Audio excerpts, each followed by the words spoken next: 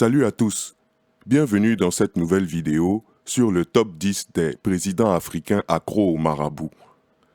Je tiens à remercier tous ceux qui se sont déjà abonnés à ma chaîne et pour ceux dont c'est la première fois, n'hésitez pas à vous abonner et à activer la cloche de notification. Merci. Numéro 10. Idriss Déby. Avant d'arriver au pouvoir, le président Idriss Déby était déjà un abonné au marabout. C'est bien l'un d'eux qui lui a prédit qu'il allait devenir le président de la République du Tchad. Son compagnon de maquis, le général Guara Lassou, raconte « Alors que nous étions dans le maquis au Soudan, en plein doute, Idriss Déby et moi sommes allés un jour consulter un marabout.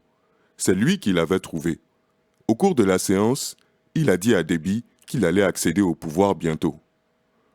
On ne lui connaît pas ouvertement de marabout africain actuellement. Pourtant, ses opposants les plus farouches de l'Union des forces pour la démocratie et le développement croient savoir qu'il a viré son marabout voyant depuis une quinzaine d'années, Aladji Abdoulaye Maïga dit Farah en 2009. Numéro 9. Blaise Compaoré. À ses débuts, le président Blaise Compaoré était l'un de ceux qui ont compté de nombreux marabouts de diverses nationalités à son service. Mais aujourd'hui, son ami et conseiller personnel Mustapha Chafi semble avoir éclipsé tout le monde. Il faut dire que le richissime homme d'affaires, mauritano-nigérien, lui rend d'éminents services. On lui doit en effet, grâce à sa médiation, les différentes libérations d'otages occidentaux enlevés par Al-Qaïda au Maghreb islamique, dans le Sahel.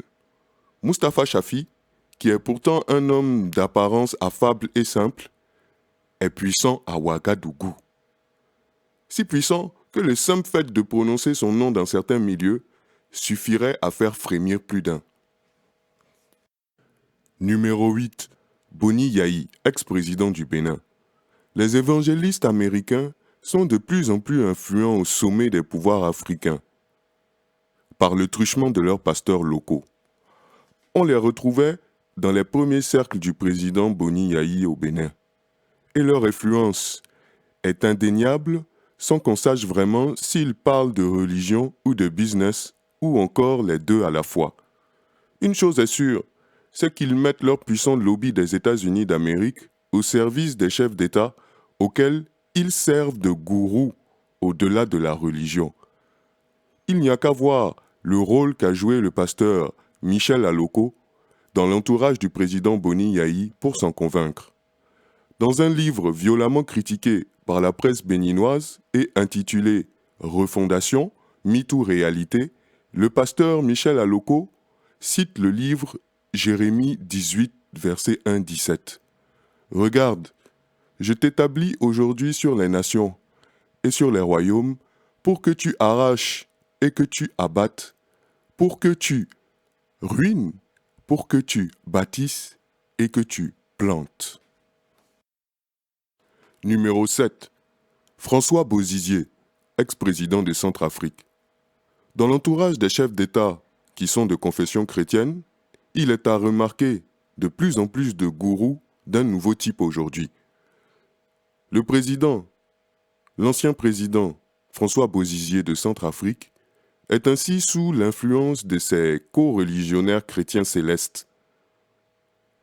Une église fondée au Bénin en 1947 par le pasteur Joseph Ochofa, qui, persécuté par le régime marxiste-léniniste du président Mathieu Kérékou, s'est finalement exilé dans la ville natale d'Imeko, au Nigeria, où il est finalement décédé.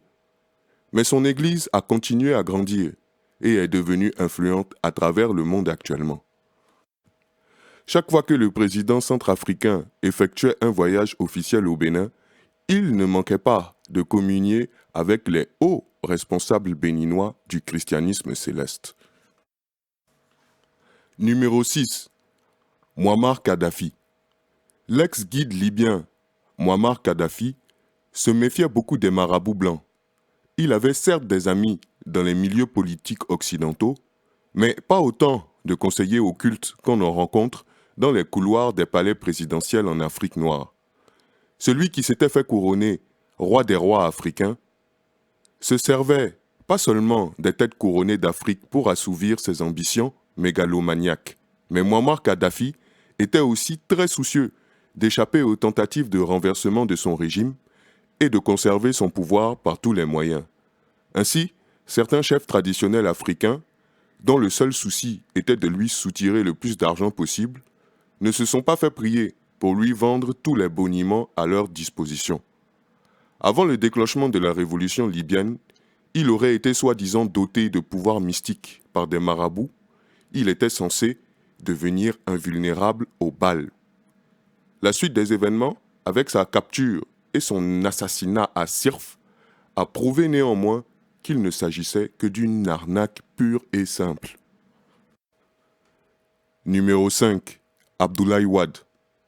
À ses compagnons des années 1974 à 1980 de Guédiawaye et Pikine, qui sont venus lui demander de faire attention à ce qui est arrivé au président tunisien Ben Ali, le président Abdoulaye Wade du Sénégal avait répondu « Ceux qui pensent que cela peut m'arriver rêvent. Ils sont des méchants et des jaloux. Mais qu'ils sachent que mes marabouts sont plus forts que les leurs. » Ce qui en dit déjà long sur les rapports qu'il avait avec les marabouts.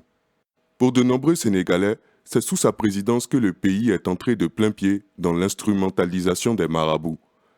Tant qu'il servait ses intérêts, il les choyait. Mais dès qu'il se montrait récalcitrant, il les vouait aux gémonies. Comme un papillon, Abdoulaye Wade a ainsi volé de marabout en marabout. Il est passé de Serigne Abdoul Kadr à Serigne Saliou, El Hadj Bara et Cheikh Sidi Mokhtar.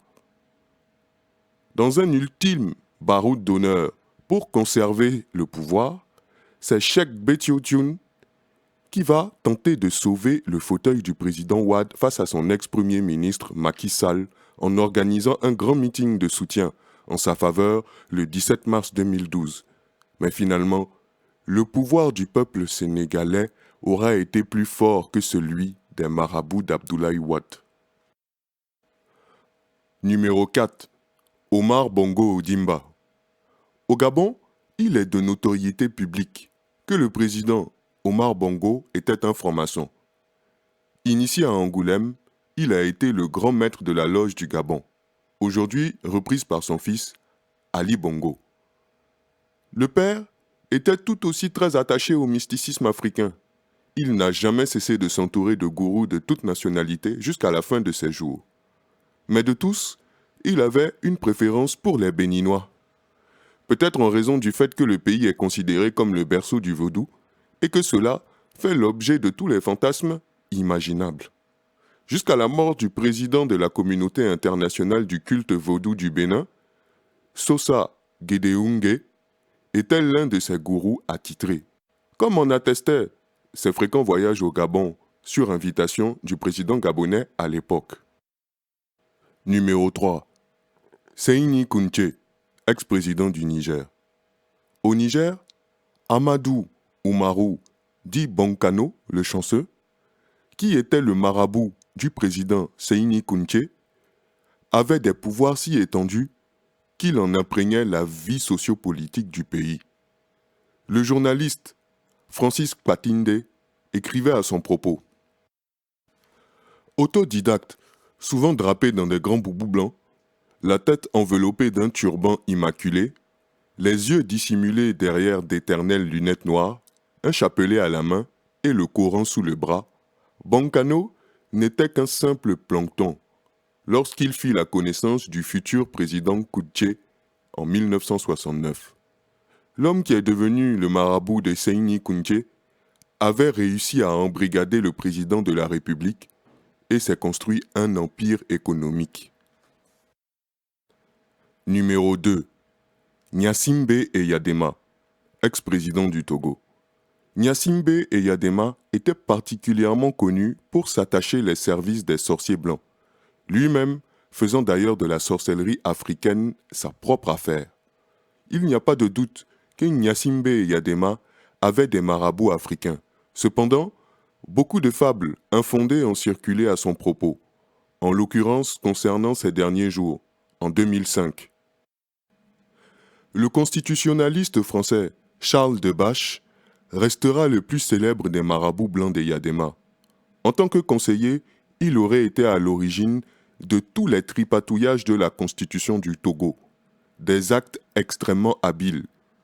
Dans une autre vie, ce juriste a été conseiller de Valéry Giscard d'Estaing, alors locataire de l'Élysée de 1974 à 1981. Nous allons maintenant arriver au numéro 1 de ce top 10. Mais avant, j'aimerais vous rappeler encore une fois de me soutenir en vous abonnant à cette chaîne et en activant la cloche de notification. Je vous remercie. Numéro 1. Mathieu Kérékou. Au lendemain de l'agression armée dirigée contre le régime marxiste-léniniste du Bénin par le mercenaire français Bob Denard en 1977, le président Mathieu Kérékou avait jugé bon de devoir s'attacher les services d'un gourou. Ainsi atterrit au Bénin le sulfureux marabout malien Mohamed Cissé. Les Béninois se souviennent toujours du tout-puissant marabout malien, conseiller occulte et vrai patron de la sécurité présidentielle. Il régna en maître sur le pays pendant des années et en profita pour piller allègrement les banques béninoises jusqu'à leur faillite. On peut empêcher un homme de boire, mais on ne peut pas empêcher la pluie de tomber. La pluie est comme la vérité et le mensonge, comme ceux qui veulent nous empêcher de boire.